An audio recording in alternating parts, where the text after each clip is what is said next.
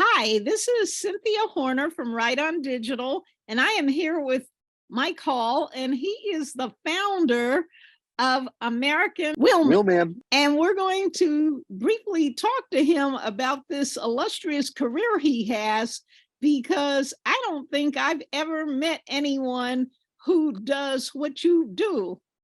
And I think that's very inspirational to young people who may have seen a lot of different shows with cars like Fast and Furious or even the Indianapolis 500 or whatever, but they don't really know Mhm. how you get involved in anything of this nature, Yeah, whether it's in behind the wheel or behind the scenes. So right, right. tell us a little bit about your journey. Okay, I'll keep it short, but my journey started as like most of us as a kid. My parents, mom and dad, took me and my brother to see many different things in many different places. Um, outside of your normal stereotypical things that young black boys should be doing. So we had a very worldly view on life early. So one of the passions that we picked up was sports car racing, and we did it through the passion of model building, RC cars, slot cars, and then when we finally got cable back in the early '80s, we started getting like IMSA GTO sports car racing, and the guy that we really latched onto was a guy named Willie T. Ribbs, who was the only black racer in that series in that sport. Um, and he raced for Roush, for Jack Roush Sr., which is kind of amazing that we've come full circle now. But I work with those guys all the time now. So, so that was the journey. And then, after a quick 6 years in the Marine Corps, I wanted to kind of pursue uh, motorsports professionally.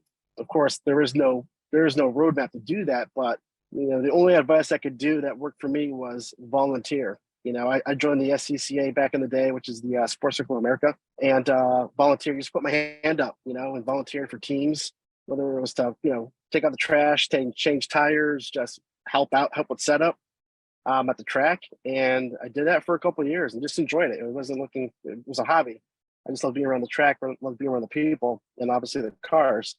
But one day I got a chance meeting at a private track event in New Hampshire, and it was Paul Newman who tapped me on the shoulder and kind of asked me. He was like, "Hey, what are you doing here? I see you around the racetracks all the time." And I was like, "Oh, it's Paul Newman." But he was pretty familiar with us because he was a very accomplished sports car racer in his day, not a phenomenal actor, but really a racer.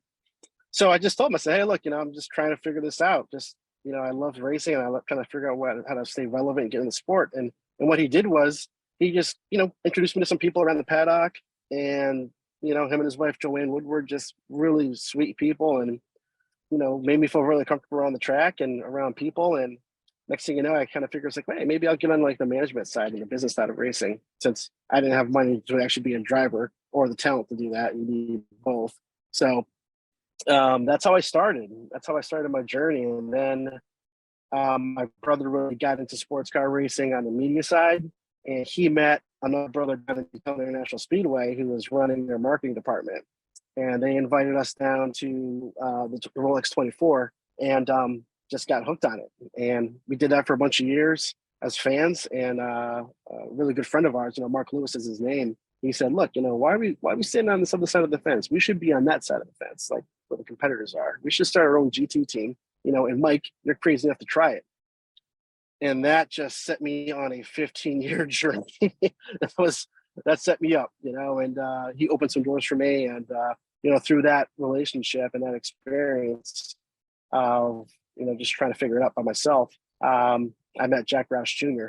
And from the Roush family, the big NASCAR family, and we became very, very close friends. That's my brother from another mother, right? And I've worked with Jack for lots of years on the GT4 team and some of the, the Pirelli World Challenge programs, like raising funds for the team, helping out when I can, doing some business development stuff.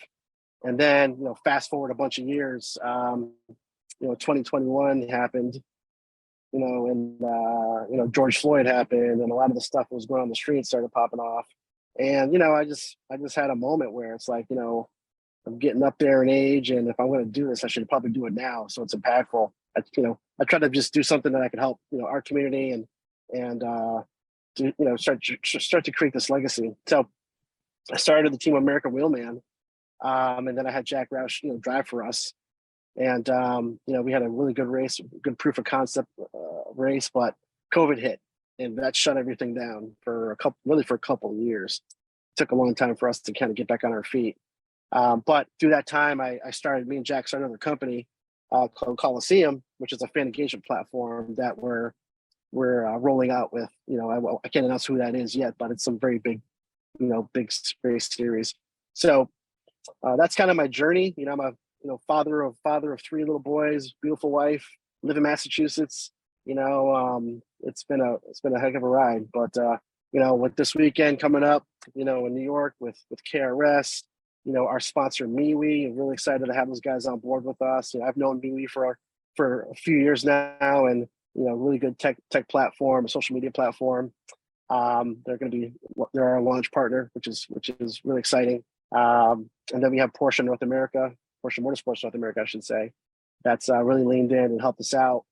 And this team has been around for a long time, but not officially on track. We just do a lot of stuff behind the scenes.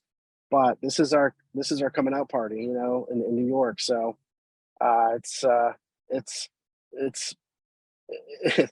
friend of mine asked me. I was telling another part of this the other day, but a friend of mine asked me, it's like, hey Mike, what does it feel like when your dreams come true?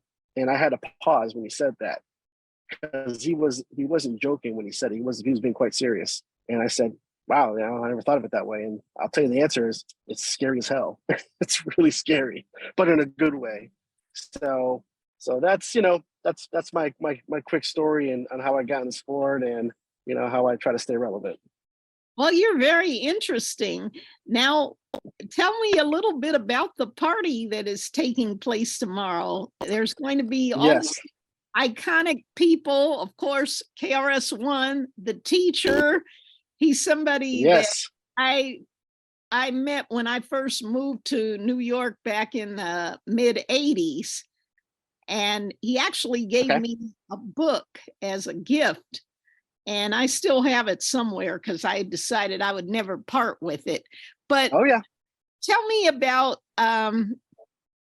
what your involvement is going to be outside, of course, the branding, but are you going to be mixing and mingling with the different talent?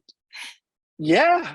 So that this is kind of a crazy story, but I've always been a KRS fan, like since the early 80s, just like you, right?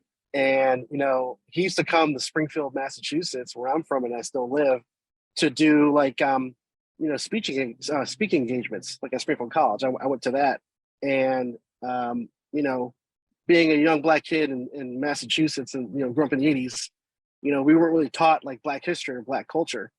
We were taught Black history and Black culture by guys like KRS-One, Chuck D, that era of hip hop. And to come full circle and work with these guys and be a part of the celebration of 50 years of hip hop it's not even that's beyond an honor. It's like, I don't know, it's really hard to explain what that feels like, to be partnered with him specifically, but this movement, so anyways, the details on what we're doing is, I don't know if it's been announced, but we're going to be I'm bringing the race car to Sedgwick Avenue. It's our Porsche 718 MeWe Cayman GT4. So we're going to be doing some very special things to that car, and quite excited about it. I don't want to give up the ghost yet, but it's going to be dope. Well, that's great.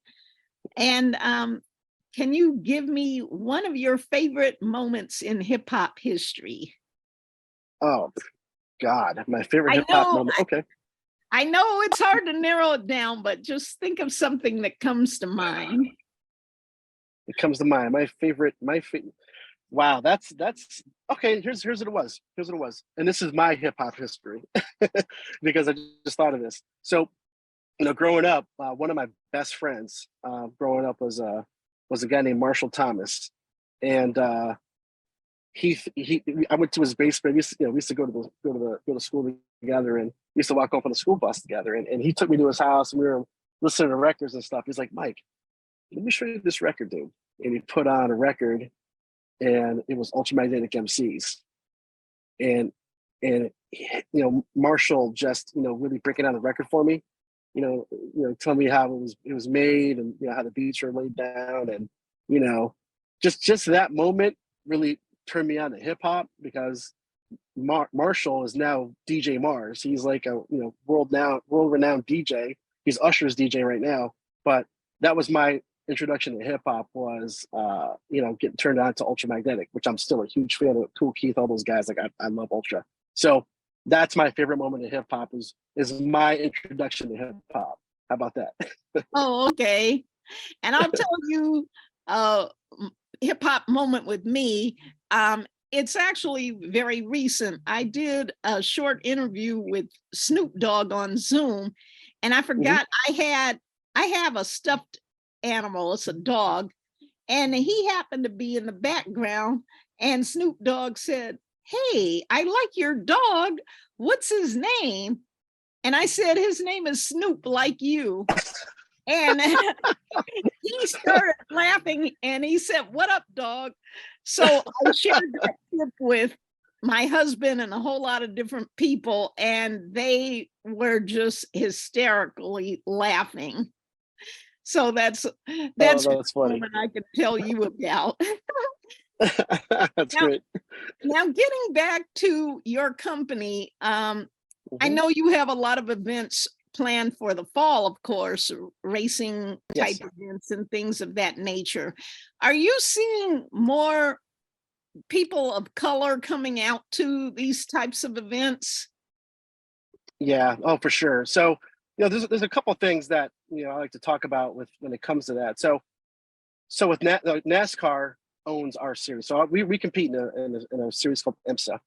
So it's a little bit different demographic. We race Porsches against Aston Martins, against Ferraris, against BMWs. So you just get a different crowd, right? But it is owned by NASCAR. NASCAR has, I will give them a lot of credit. They've done a ton to get, Black and brown people, number one, comfortable and accepted into the races, into the track.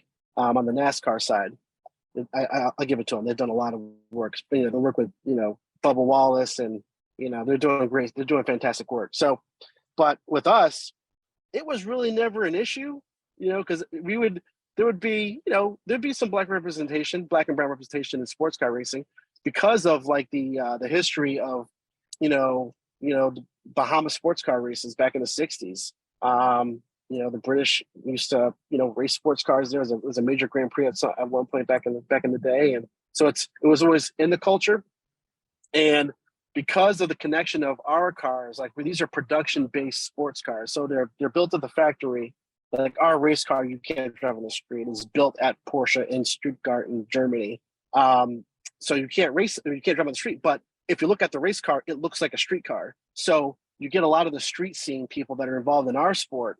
So what does that mean? You get a lot of black and brown people, right, involved in it. And some of the best engineers I know are, engineers are black and brown, and it's, drivers. There's a lot of us sprinkled within the series and the sport.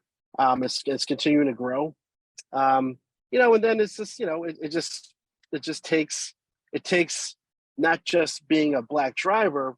I took the ownership route because you can bring more, everybody's focused on the driver, but it's important to understand that there's so many other skill sets and opportunities in sports car racing that you can make a living off of, engineering, hospitality, media. So it's not just about being a race car driver. The motorsports industry has a ton of very well paying jobs to support the cars and the drivers on track. So yeah, hopefully that answers your question. Wow. Got distracted by the GPS. It has been so interesting talking to you. We'll have to connect again soon. And For sure. I want to thank you for this interview for Right On Digital, which is the companion platform to the iconic Right On magazine, which Yes, listen, been- I used to watch read Right On many years. It was Right On and Jet. Those were my two. So thank you for all the work you guys done over the years. well, thank you, and you have a wonderful weekend. All right, appreciate it. All right, good to talk to you.